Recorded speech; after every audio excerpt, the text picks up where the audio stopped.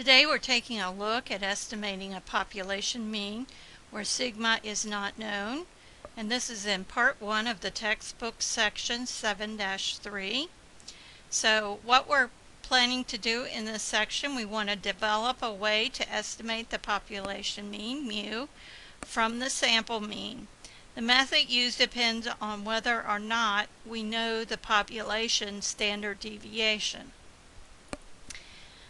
It is unrealistic to believe that we know the population standard deviation sigma and yet do not know the population mean mu and need to estimate it. Because that case is very unlikely, and because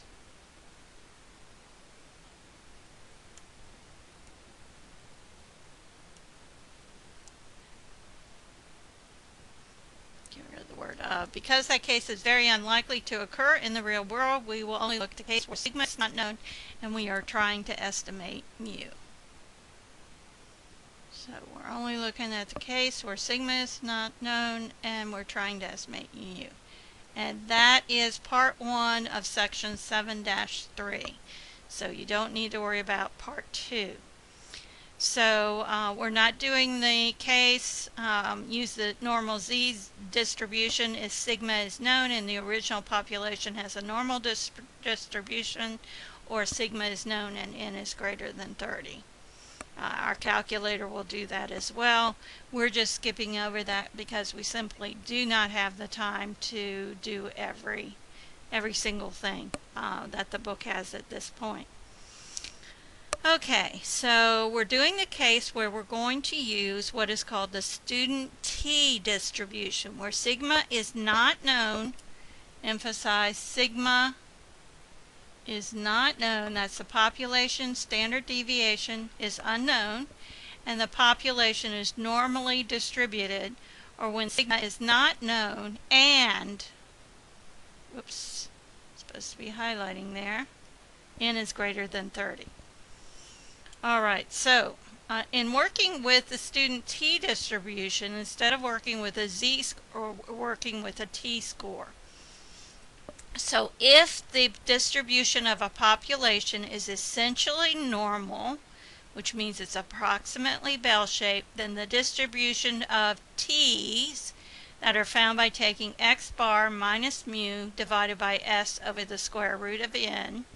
And again, I've changed the complex fraction into a simple fraction. It's easier to deal with in working with the calculator. The distribution of the t's is essentially a student t distribution for all samples of size n. The student t distribution table is used to find critical values denoted by t sub alpha over 2, and this should be a table. Okay, degrees of freedom is found by taking the sample size n and subtracting 1. So basically what they're saying is if you have n items, you can choose between the n items. Say for example you have 10 items.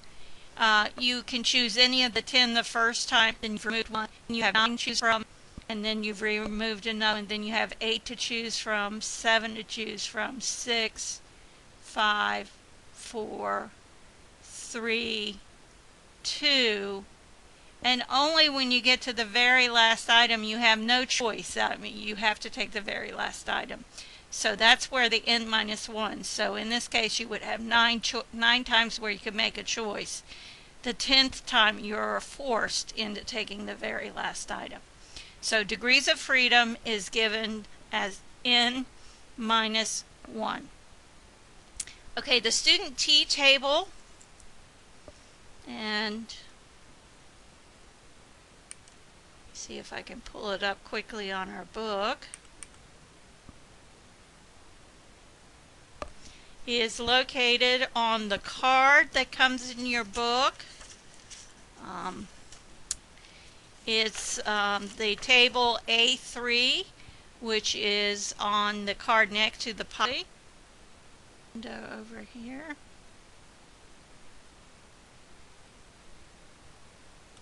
Okay, that looks pretty good. All right, you can see this is the t-distribution, critical t-values. And you have left tail, right tail, and two-tail tests that are performed with this table a little bit later on. Right now, while we're doing confidence interval, we are only interested in area and two tails. So that's the only part we want to focus on, that and the degrees of freedom. So area and two tails and degrees of freedom will help us to read the table. So for example, if we're told that we're doing a 95% confidence interval and that we have 10 items in our normal distribution taken from a normally distributed population, then our degrees of freedom would be 9. Degrees of freedom would be 9. And the area 95% confidence level would tell us that we have a 5 in our 0.05 in the two tails. So we would choose the 2.262 would be our critical t sub alpha over 2. So that's the way we're going to use that table. So I'm going to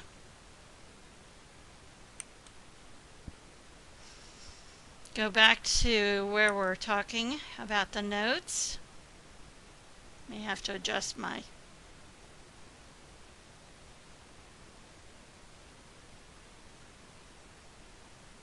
this computer is very slow today. Okay, adjust my window.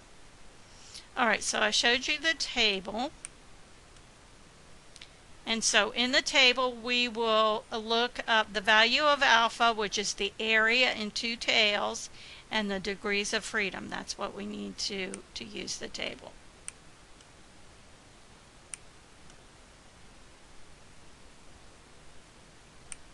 Okay, see if I can scroll down a little bit.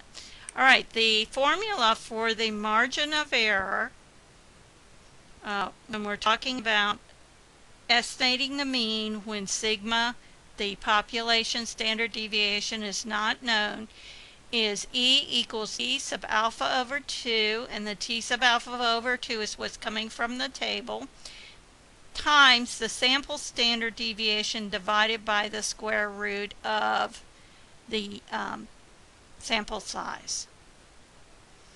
Okay. So our confidence interval is constructed just the same way we did with the proportion, except this time we're using x bar, so we're going to take x bar minus e and x bar plus e, and that's where e is the formula we talked about up above. Again, the best point estimate for the population mean, mu, will be x bar. And also, again, we're better off using a confidence interval for the estimate simply because it is more likely to include the actual value of the population mean.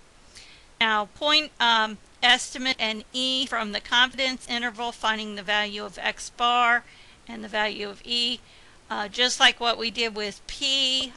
To find p hat and e, we add the two and divide by 2, add the two limits, the upper limit plus the lower limit, and divide by 2 to get x bar.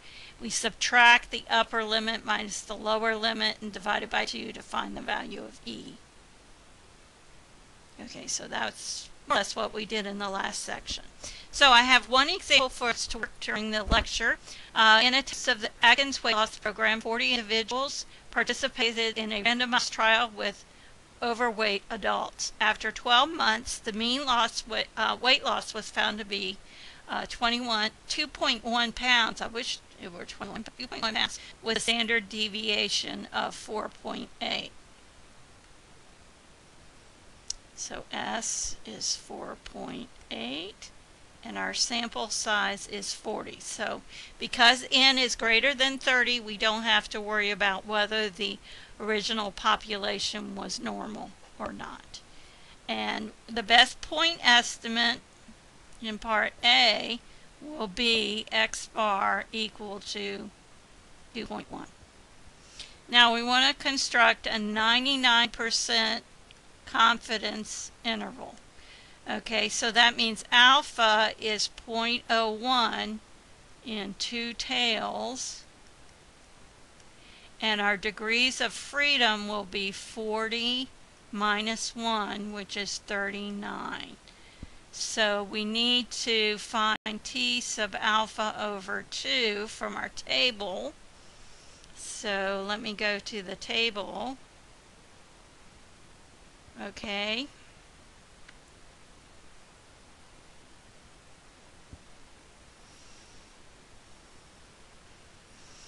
So in our problem,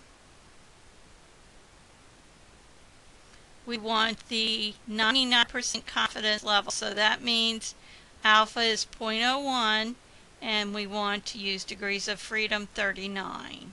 So got to scroll down here.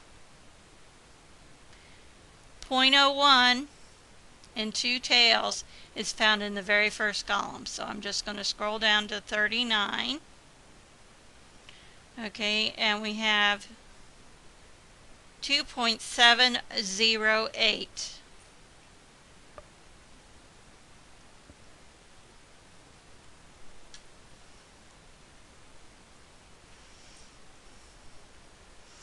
Okay, so that means our E equals 2.708 times the square root of S divided by N.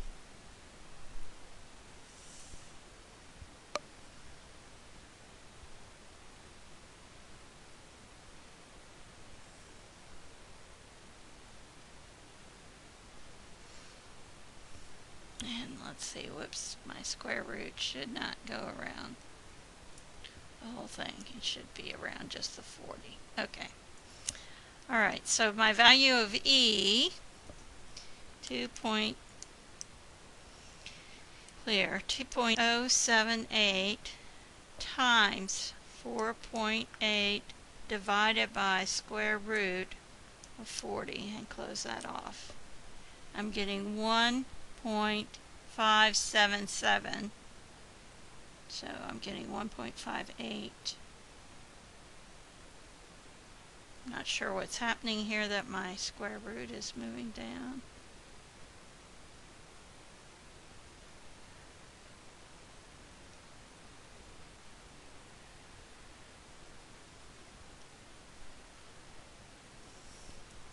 I'll just write it again. 1.58. Just ignore that down there. So now what we want to do is take 2.1 minus 1.58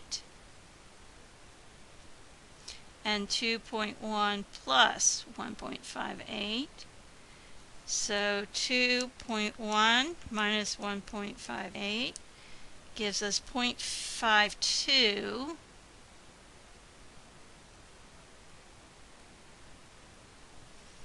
And 2.1 plus 1.58 will be 3.68. So we're estimating that the population mean is somewhere between 0.52 pounds and 3.68 pounds. Okay. Does the act appear to be effective? Is it practical? Well, we can say they lost weight. At least we don't have a negative number or a 0 in terms of our estimation for mu.